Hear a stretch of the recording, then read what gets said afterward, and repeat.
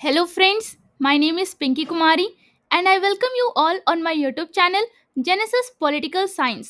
आज हम बात करेंगे चैप्टर 6 के बारे में जिसका टाइटल है जुडिशरी और यह इस चैप्टर का पार्ट 4 है।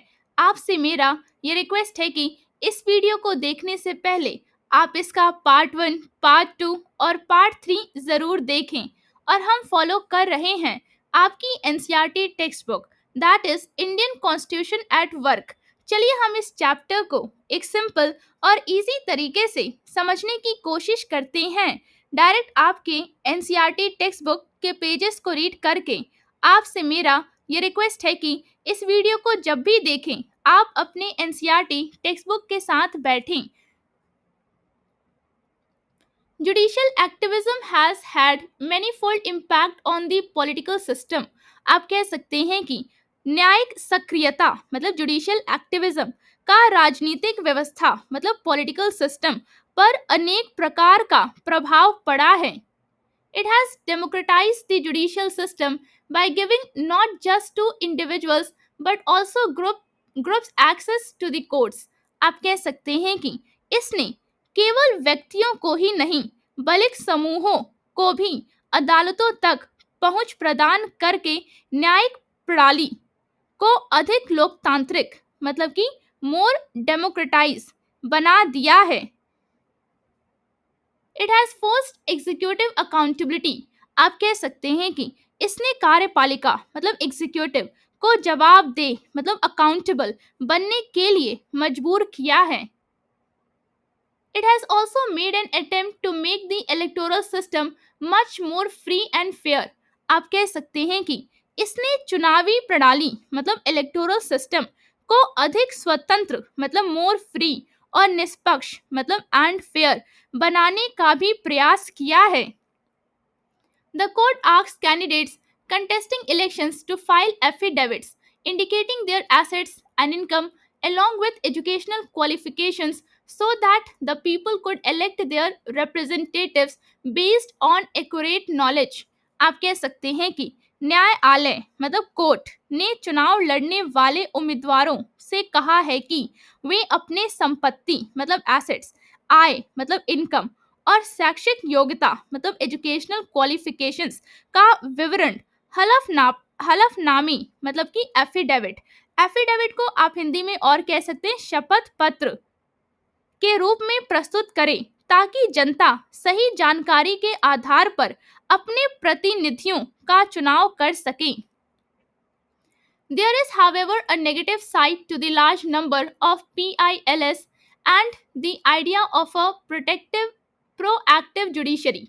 आप कह सकते हैं कि हालांकि बड़ी संख्या में लोकहित याचिकाओं मतलब कि जिसे आप शॉर्ट में कहेंगे PIL मतलब पब्लिक इंटरेस्ट लिटिगेशन और एक सक्रिय न्यायपालिका मतलब कि आप कह सकते हैं प्रोएक्टिव जुडिशरी की अवधारणा का एक नकारात्मक पक्ष मतलब नेगेटिव साइड भी है। In the first place it has overburden the courts. आप कह सकते हैं कि पहला इसने अदालतों पर अत्यधिक बोझ डाल दिया है। Secondly judicial activism has blurred the line of distinction between the executive and legislature on the one hand and the judiciary on the other. आप कह सकते हैं कि दूसरा न्यायिक सक्रियता मतलब जुडिशियल एक्टिविज्म ने कार्यपालिका मतलब कि एग्जीक्यूटिव और विधायिका मतलब लेजिस्लेचर का एक ओर तथा न्यायपालिका मतलब जुडिशरी दूसरी ओर इन तीनों के बीच की सीमाओं को धुंधला कर दिया है। The court has been involved in resolving questions which belong to the executive। आप कह सकते हैं कि न्यायालय मतलब कोर्ट अब ऐसे मुद्दों को सुलझाने में शामिल हो गया है जो वास्तव में कार्यपालिका मतलब एग्जीक्यूटिव के अधिकार क्षेत्र में आते हैं। Thus, for instance, reducing air or sound pollution or investigating cases of corruption or bringing about electoral reform is not exactly the duty of the judiciary। आप कह सकते हैं कि उदाहरण के लिए वायु या ध्वनि प्रदूषण को कम करना मतलब कि रिड्यूसिंग एयर और साउंड पोल्यूशन, भ्रष्टाचार के मामलों की जांच करना मतलब कि इन्वेस्टिगेटिंग केसेस ऑफ करप्शन, चुनावी सुधार लाना, आप कह सकते हैं कि ब्रिंगिंग अबाउट इलेक्टोरल रिफॉर्म, ये कार्य वास्तव में न्यायपालिका के नहीं हैं। These are matters to be handled by the administration under the supervision of the legislatures। आप कह सकते हैं कि ये ऐसे विषय हैं जिन्हें विधायिका मतलब लेजिस्लेचर की निगरानी में प्रशासन द्वारा संभाला जाना चाहिए। Therefore, some people feel that judicial activism has made the balance among the three organs of government very delicate। आप कह सकते हैं कि इसलिए कुछ लोगों का मानना है कि न्यायिक सक्रियता मतलब जुडिशियल एक्टिविज्म ने सरकार के तीनों अंगों मतलब कि आप कह सकते हैं कि गवर्नमेंट के थ्री ऑर्गन्स के बीच संतुलन मतलब कि बैलेंस को बहुत नाजुक मतलब डेलिकेट बना दिया है। Democratic government is based on each organ of government is respecting the powers and jurisdiction of the others। आप कह सकते हैं कि लोकतांत्रिक सरकार मतलब डेमोक्रेटिक गवर्नमेंट इस सिद्धांत पर आधारित है कि प्रत्येक अंग मतलब ईच ऑर्गन अन्य अंगों की शक्तियों और अधिकार क्षेत्र का सम्मान करें। Judicial activism may be creating strains on this democratic principle। आप कह सकते हैं कि न्यायिक सक्रियता मतलब जुडिशियल एक्टिविज्म इस लोकतांत्रिक सिद्धांत मतलब डेमोक्रेटिक प्रिंसिपल पर दबाव उत्पन्न कर सकती है। अब हम बात करेंगे इस पेज पे दिए गए बॉक्स के बारे में। चलिए इस बॉक्स में क्या इंफॉर्मेशन है उसे समझने की कोशिश करते हैं। यू आर दी जज, आप कह सकते हैं कि आप न्यायाधीश हैं। A group of citizens from a city have approached the court through a PIL asking for an order to the city municipal authorities to remove slums and beautify the city in order to attract investors to the city। आप कह सकते हैं कि एक शहर के नागरिकों के एक समूह ने एक लोकहित याचिका मतलब कि पब्लिक इंटरेस्ट लिटिगेशन जिसे आप शॉर्ट में कहेंगे PIL के माध्यम से अदालत से यह आदेश देने की मांग की है कि नगर निगम प्राधिकरण मतलब कि आप कह सकते हैं सिटी म्युनिसिपल अथॉरिटीज झुग्गियों मतलब कि स्लम्स को हटाकर शहर को सुंदर बनाएं ताकि निवेशकों मतलब इन्वेस्टर्स को आकर्षित किया जा सके। They argue that this is in the public interest। आप कह सकते हैं कि वे तर्क देते हैं कि यह जनहित मतलब पब्लिक इंटरेस्ट में है। The residents of the slum localities have responded by saying that this will encroach on their right to life। आप कह सकते हैं कि झुग्गी बस्तियों के निवासियों ने जवाब में कहा है कि यह उनके जीवन के अधिकार मतलब राइट टू लाइफ का उल्लंघन करेगा। They argue that right to life is more central to public interest than the right to a clean city। आप कह सकते हैं कि उनका तर्क है कि जीवन का अधिकार मतलब राइट टू लाइफ एक स्वच्छ शहर मतलब कि क्लीन सिटी के अधिकार मतलब राइट की तुलना में जनहित मतलब पब्लिक इंटरेस्ट के लिए अधिक महत्वपूर्ण है। Imagine that you are the जज। आप कह सकते हैं कि कल्पना कीजिए मतलब इमेजिन कीजिए कि आप न्यायाधीश हैं। Write a judgment deciding if the PIL involves public interest। आप कह सकते हैं कि यह निर्णय लिखिए कि क्या यह लोकहित याचिका मतलब कि पब्लिक इंटरेस्ट लिटिगेशन या फिर कह सकते हैं शॉर्ट में PIL वास्तव में जनहित मतलब पब्लिक इंटरेस्ट से संबंधित है। अब हम बात करेंगे जुडिशरी एंड राइट्स के बारे में। आप कह सकते हैं न्यायपालिका मतलब जुडिशरी और अधिकार मतलब rights. We have already seen that the judiciary is entrusted with the task of protecting rights of individuals। आप कह सकते हैं कि हम पहले ही देख चुके हैं कि न्यायपालिका को व्यक्तियों के अधिकारों की रक्षा करने का कार्य सौंपा गया है। The Constitution provides two ways in which the Supreme Court can remedy the violation of rights। आप कह सकते हैं कि संविधान मतलब कॉन्स्टिट्यूशन दो तरीकों की व्यवस्था करता है जिनके माध्यम से सर्वोच्च न्यायालय मतलब सुप्रीम कोर्ट अधिकारों के उल्लंघन मतलब वॉयलेशन ऑफ राइट्स का निवारण कर सकता है। First point, first it can restore fundamental rights by issuing writs of habeas corpus, mandamus etcetera. Article 32। आप कह सकते हैं कि पहला तरीका यह है कि न्यायालय हेबियस कॉर्पस, मैंडेमस आदि रिट अनुच्छेद 32 मतलब आर्टिकल 32 जारी करके मौलिक अधिकारों मतलब फंडामेंटल राइट्स की पुनर्स्थापना मतलब कि रिस्टोरेशन कर सकता है। The High Courts also have the power to issue such writs under Article 226। आप कह सकते हैं कि उच्च न्यायालयों मतलब कि हाई कोर्ट्स को भी ऐसे रिट जारी करने का अधिकार प्राप्त है अनुच्छेद 226 मतलब आर्टिकल 226 के अंडर में। अब हम बात करेंगे सेकेंड पॉइंट के बारे में। Secondly, the supreme court can declare the concern law as unconstitutional and therefore non operational under article 13। आप कह सकते हैं कि दूसरा तरीका यह है कि सर्वोच्च न्यायालय मतलब सुप्रीम कोर्ट संबंधित कानून को असंवैधानिक मतलब कि अनकॉन्स्टिट्यूशनल घोषित कर सकता है और इस प्रकार उसे अमान्य मतलब कि नॉन ऑपरेशनल बना सकता है अनुच्छेद 13 मतलब आर्टिकल 13।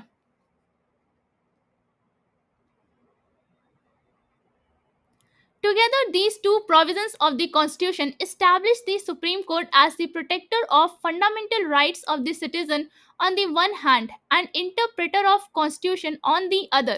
आप कह सकते हैं कि संविधान मतलब कॉन्स्टिट्यूशन कि ये दोनों प्रावधान मतलब टू प्रोविजंस मिलकर एक और सर्वोच्च न्यायालय मतलब सुप्रीम कोर्ट को नागरिकों के मौलिक अधिकारों का रक्षक मतलब कि आप कह सकते हैं protector of fundamental rights of the citizen और दूसरी ओर संविधान का व्याख्याकार मतलब कि आप कह सकते हैं इंटरप्रेटर ऑफ कॉन्स्टिट्यूशन स्थापित करते हैं।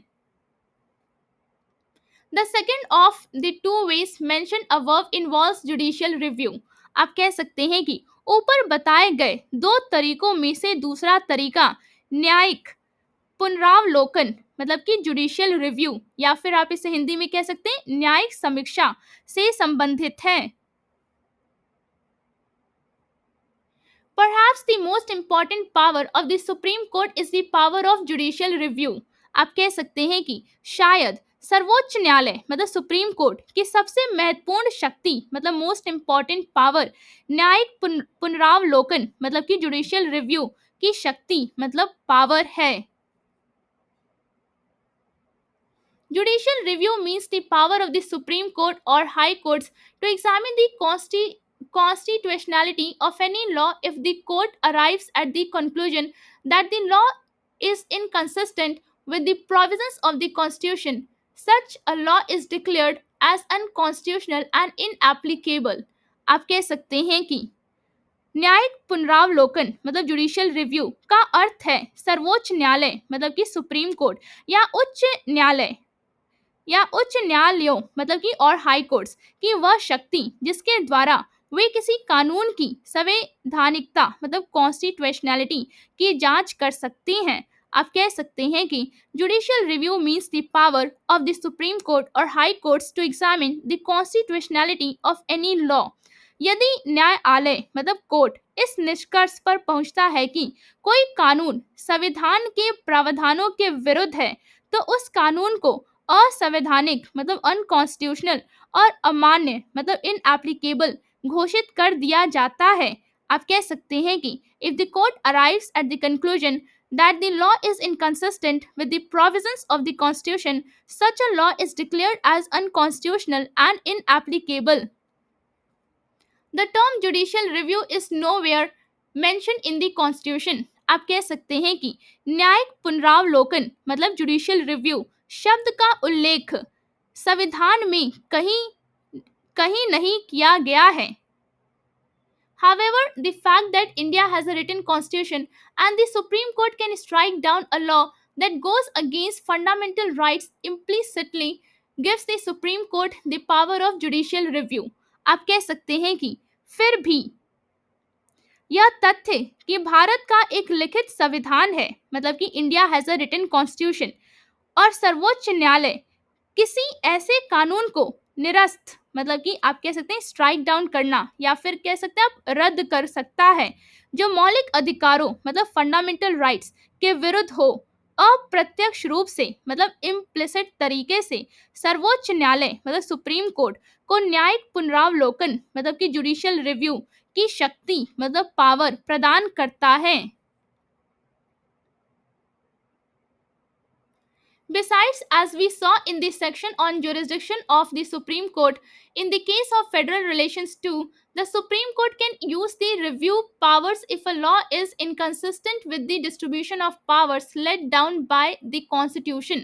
आप कह सकते हैं कि इसके अलावा जैसा कि हमने सर्वोच्च न्यायालय मतलब सुप्रीम कोर्ट के अधिकार क्षेत्र मतलब जुरिस्डिक्शन वाले भाग में देखा, संघीय संबंधों मतलब फेडरल रिलेशंस के मामलों में भी यदि कोई कानून संविधान द्वारा निर्धारित शक्तियों के विभाजन के विपरीत है तो सर्वोच्च न्यायालय मतलब कि आप कह सकते हैं सुप्रीम कोर्ट अपने पुनरावलोकन मतलब रिव्यू के अधिकार का प्रयोग कर सकता है। Suppose the central government makes a law which according to some states concerns a subject from the state list. आप कह सकते हैं कि मान लीजिए केंद्र सरकार मतलब सेंट्रल गवर्नमेंट कोई ऐसा कानून बनाती है जो कुछ राज्यों के अनुसार राज्य सूची मतलब स्टेट लिस्ट के किसी विषय से संबंधित है। Then the states can go to the Supreme Court and if the court agrees with them, it would declare that the law is unconstitutional. आप कह सकते हैं कि तब राज्य मतलब स्टेट्स सर्वोच्च न्यायालय मतलब सुप्रीम कोर्ट का दरवाजा खटखटा सकते हैं और यदि न्यायालय उनसे सहमत होता है तो वह उस कानून को असंवैधानिक मतलब अनकॉन्स्टिट्यूशनल घोषित कर देगा। In this sense, the review power of the Supreme Court includes power to review legislations on the ground that they violate fundamental rights or on the ground that they violate the federal distribution of powers. आप कह सकते हैं कि इस प्रकार सर्वोच्च न्यायालय मतलब सुप्रीम कोर्ट की पुनरावलोकन शक्ति मतलब कि आप कह सकते हैं जुडिशियल रिव्यू की शक्ति में यह अधिकार शामिल है कि वह किसी कानून की समीक्षा कर सके यदि वह या तो मौलिक अधिकारों मतलब कि फंडामेंटल राइट्स का उल्लंघन करता हो या संघीय शक्तियों के विभाजन का।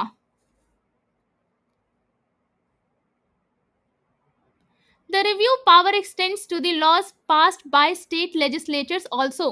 आप कह सकते हैं कि यह पुनरावलोकन शक्ति मतलब रिव्यू पावर राज्य विधान सभाओं मतलब स्टेट लेजिस्लेचर्स द्वारा पारित कानूनों तक भी विस्तृत है।